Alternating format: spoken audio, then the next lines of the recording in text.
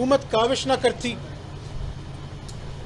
وزیر اعظم جو ہیں وہ خود آگے بڑھ کر ملاقات نہ کرتے، ہر جگہ جو ہے وہ پاکستان کا کیس نہ پلیڈ کرتے، تو شاید خدا نخواستہ یہ ایٹمی قوت جو ہے وہ ڈیفالٹ کر جاتا۔ اس صورت میں معاشی کشتی جو ہے وہ خدا نخواستہ غرق ہو سکتی تھی اور اس سے بدتر حالات ہوتے۔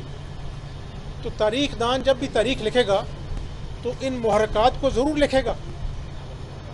عمران نیازی نے کہا تھا کہ میں IMF کے پاس جاؤں گا تو خودکشی کرنے کو ترجیح دوں گا۔ عمران نیازی نے اس معیشت، پاکستان کی معیشت کے ساتھ کھلواڑ کیا، خود تو خودکشی نہیں کی لیکن عوام کو خودکشیوں پر ضرور مجبور کیا۔ تو یہ سب حقائق عوام کے سامنے ہونے چاہیے۔ دوسری بات جو انتخابات کی آپ نے کی ہے، اس ملک کا مستقبل جو ہے وہ شفاف انتخابات میں پنہا ہے۔ آئین اور جمہوریت جو ہے اس ملک کو آگے لے کے جائیں گے، لیکن یہ بھی سمجھنا بڑا ضروری ہے، ایک سیاسی طالب علم کی حیثیت سے میں عوام کو بتانا چاہتا ہوں کہ آپ ضرور، چاہے وہ مسلم لیگ نون ہے، پیپلز پارٹی ہے، کوئی اور جماعت ہے، یہ تقاضا ضرور کیجئے کہ کوئی بھی حکومت آنے والی ہو، آج تمام سیاسی جماعتوں کو مل کر ایک معاہدہ کرنا چاہیے، ایک میگنا کارٹا کرنا چاہیے، معاشی پالیسیوں کا تسلسل ہونا چاہیے تاکہ عمران نیازی کی طرح دوبارہ سے اس ملک میں کھلواڑ نہ ہو سکے معیشت کے ساتھ، اور اس جو معاشی ایجنڈا ہے اس کو آئینی تحفظ جو ہے وہ قومی اسمبلی سے حاصل ہونا چاہیے۔ کم از کم اگلے 10 سال جو بھی آنے والی حکومت ہے وہ ان معاشی پالیسیوں کو، ان کے تسلسل کو برقرار رکھے گی۔ اگر یہ ملک ہے تو ہم ہیں، اگر یہ ملک ہے تو سیاست ہے، اگر یہ ملک ہے تو صحافت ہے۔ اس ملک نے ہمیں سب کچھ دیا ہے۔ آج یہ ملک ایسے دہانے پہ کھڑا ہے کہ اگر خدا نخواستہ ایک غلطی ہوئی، کسی نے بھی سیاسی پوائنٹ سکورنگ کے لیے معیشت سے کھلواڑ کیا تو خدا نخواستہ اس ایٹمی قوت والے ملک کو ناقابل تلافی نقصان ہو سکتا ہے۔ آج کل تمام دنیا میں سب ملکوں کی جو عزت ہے، ان کی جو ایک پاور ہے وہ اکنامک پاور ہے۔ اکنامک انجن جو ہے آج کل ملکوں کو تقویت بخشتا ہے، اقوام عالم میں عزت بخشتا ہے، اور ہماری دعا ہے کہ ہماری زندگی میں یہ ملک جو ہے ایک معاشی قوت بن سکے۔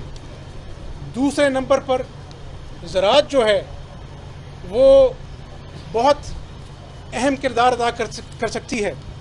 پچھلے دنوں میں سپہ سالار اور وزیر اعظم نے مل کر ایک زراعت کے ایجنڈے کے اوپر ایک پوری کانفرنس کی اور ایک پورا لائحہ عمل دیا۔ تو میں سمجھتا ہوں کہ آج یہاں پر بہت چیزیں خراب ہیں، وہاں پر کسان نے گندم میں اچھے پیسے کمائے ہیں، اور یہ صوبہ پنجاب یہ ایک ایسی فروٹ باسکٹ ہے جو پورے ملک کو اپنا جو ہے وہ زرعی طور پر، معاشی طور پر مضبوط کر سکتی ہے۔ تو ہمیں اپنا جو ہے زراعت کی طرف توجہ دینی ہے۔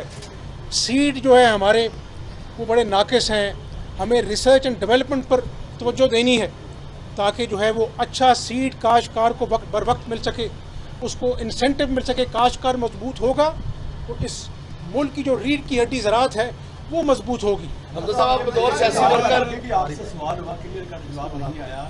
اس کا پیپلز پارٹی اس بات پہ کلیئر ہے کہ جو اسمبلیاں ہیں اپنے وقت پر آگے نہ کہ اسی وقت تک تحریر ہو اور اپنے وقت پر 60 روز کے الیکشن ہو۔ اپنی خواہش کا اظہار، برائے مہربانی اپنی خواہش کا اظہار بتائیں کہ کیا ایسا ہی ہونا چاہیے کہ اپنے اسمبلیاں بھی آگے نہ جائیں، پیچھے نہ جائیں، اور الیکشن اگر 60 روز پہ ہو جائے تو ایسا کلیئر کریں۔ شاید آپ نے میری بات پوری طرح سنی نہیں۔ میں نے کہا کہ اس ملک کا مستقبل جو ہے وہ شفاف انتخابات میں پنہا ہے، اور یہ حکومت جو ہے اپنی آئینی مدت پوری کر کر چلی جائے گی۔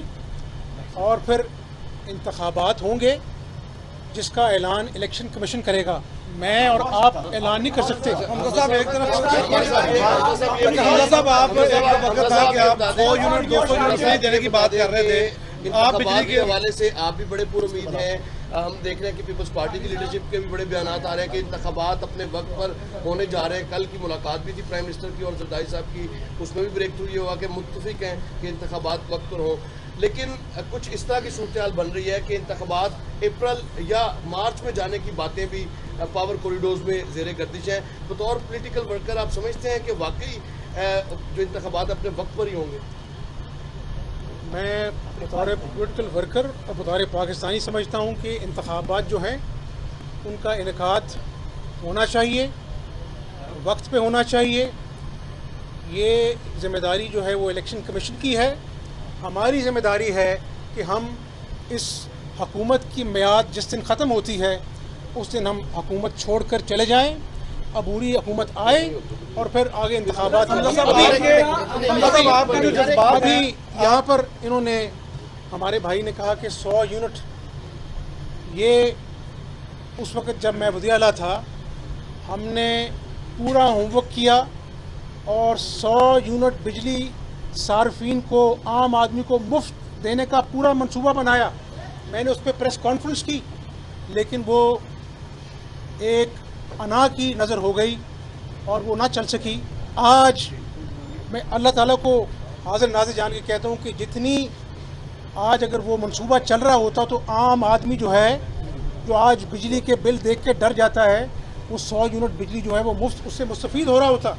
ہم نے آٹا جو ہے وہ تاریخ کی سب سے بڑی سبسڈی دے کر سستا کیا. ادویات کینسر کی ہوں, عام ادویات ہوں, اللہ کے فضل و کرم سے ہم نے تمام صوبے میں وہ ادویات کو جو ہے وہ مفت کیا. تو میں یہ سمجھتا ہوں کہ یہ ساری چیزیں جو ہیں وہ عوام کے لیے ہونی چاہیے. عوام جو ہے ان کو ریلیف ملے گا تو ان کا کانفیڈنس, اعتماد جو ہے اس سسٹم پر بحال ہوگا.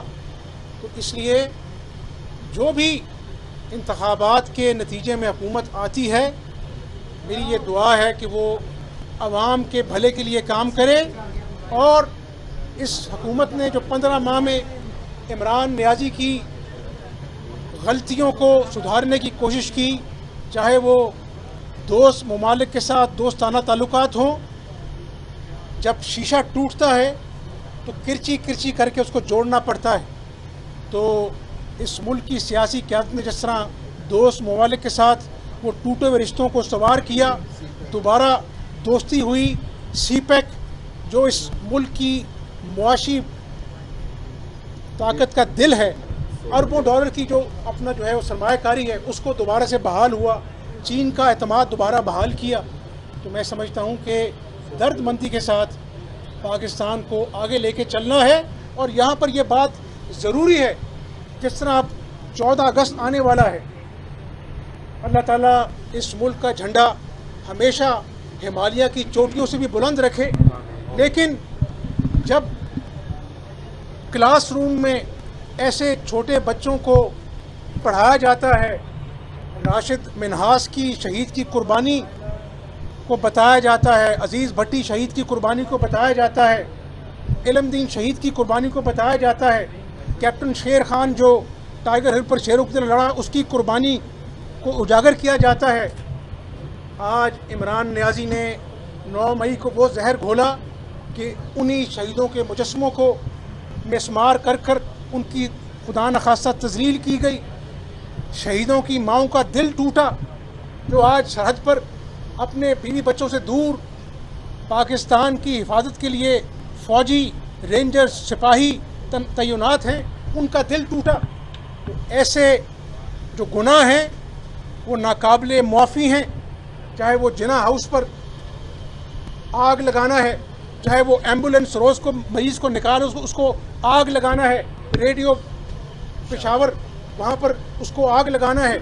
ایسے مجرمانہ عمل جو ہیں وہ تبھی رکیں گے جب ان کو قرار واقعی سزا ملے گی, اور ان شہیدوں کی ماؤں کو تبھی تسکین ملے گی, ان کو تبھی سکون ملے گا جب शहीदों को, कुर्बानियों को रुस्वा करने वालों को सज़ा मिलेगी। यही इसी में पाकिस्तान की भी तकवीत है, पाकिस्तान का नाम भी रोशन होगा। जो कौमें अपने शहीदों को, अपने मौसलों को भूल जाती हैं, वो कभी तरक्की नहीं करती। एक तो IMF की वजह से महंगाई है, दूसरा सूबाई गवर्नमेंट कहीं नजर नहीं आ रही। कि भारत जो है वो चांद के ऊपर अपने मिशन भेज रहा है और पाकिस्तान अभी तक गंदम की पैदावार जो है वो बढ़ाने पर लगा हुआ है। क्या समझते हैं जो सियासी जमातों की हुकूमतें जो आई या जिन डिक्टेटरों ने मार्शल लॉ लगाया, वो इन नाकामियों का जिम्मेदार है? किसको ठहराते हैं? देखें, ये सच्चाई सबको पता है कि यहाँ पर 30 साल से ज़्यादा जो है डिक्टेटरशिप रही, जमहूरियत को पनपने का मौका कम मिला। ये मजमूई गलतियों का नतीजा है। यहाँ पर आज खड़े हैं हम, किसी एक का कसूर नहीं है, लेकिन जहाँ पर गलतियों को सुधारना चाहिए, वहाँ पर जो मैंने कहा कि 10 साला मुआशी मंसूबा जो है वो कौम के सामने लाना चाहिए, उसको आइनी तहफ़्फ़ुज़ हासिल होना चाहिए, तभी ये एटमी क़ुव्वत जो है तरक्की कर सकेगा और आवाम को जो है रिलीफ उसी सूरत में मिलेगा जब मुआशी पॉलिसियों का तसलसल होगा और ये मुल्क तरक्की करेगा। क्या नून लीग ने अपना होमवर्क मुकम्मल कर लिया आम इंतखाबात के हवाले से, और आप क्या समझते हैं कि आइंदा अगर आम इंतखाबात होते तो नून लीग कहाँ खड़ी है? इत्तेहादियों के साथ मिलकर इलेक्शन लड़ेगी या अलग उनका दड़ा होगा? दूसरा मेरा सवाल ये कि जो 9 मई के लोग थे जिनके कहने पर ये सब कुछ हुआ, शहबाज शरीफ वज़ीर आज़म है, उन्हें सज़ा क्यों नहीं देते? उनको सबको अपना जो है वो टेक्नोलॉजी के ज़रिए उनकी शनाख्त हो चुकी है और आप जल्द देखेंगे इंशाअल्लाह कि उनको अपना जो है ना कटहरे में लाया जाएगा। रही बात इंतखाबात की, तो मुस्लिम लीग नून कहाँ खड़ी है? मुस्लिम लीग नून आवाम के साथ खड़ी है। यकीनन मैंने आवाम की मुश्किलात का जिक्र किया, लेकिन अपने पॉलिटिकल कैपिटल को एक तरफ रखकर हमने मुल्क के लिए IMF के साथ मुआहदे को दोबारा से बहाल किया। ये मुआहदा बहाल ना होता तो पता नहीं इस मुल्क की कितनी और मुआशी तबाही होती। हमजा साहब, एक तो IMF की वजह से महंगाई का सैलाब है, बैलेंस ना होने की वजह से कुछ साल भी महंगाई जो है वहाँ को सामना करना पड़ा है। तो थोड़े सालों के लिए महंगाई, थोड़े सालों के लिए आप क्या करेंगे? इस वफाक में आपकी हुकूमत जाएंगे, कोई निगरान सेटअप को कहाँ जाएंगे, वो एक्टिव हो, ये कुछ साल महंगाई का कम से कम आवाम से बंदा जो है वो उठाया जाए। मेरा ख्याल है आपके सवाल का जवाब यही है कि ये एक अबूरी हुकूमत है। इसका अवलीन फ़र्ज़ है कि बर वक्त इंतखाबात हो जाएँ, बर वक्त इंतखाबात हो जाएँ, शफ़ाफ इंतखाबात के नतीजे में जो भी हुकूमत आए उसकी ज़िम्मेदारी है कि फिर वो महंगाई को भी काबू करे, ऐसी मुआशी पॉलिसियाँ लेके आए जिससे जो है मईशत बहाल हो। बहुत शुक्रिया।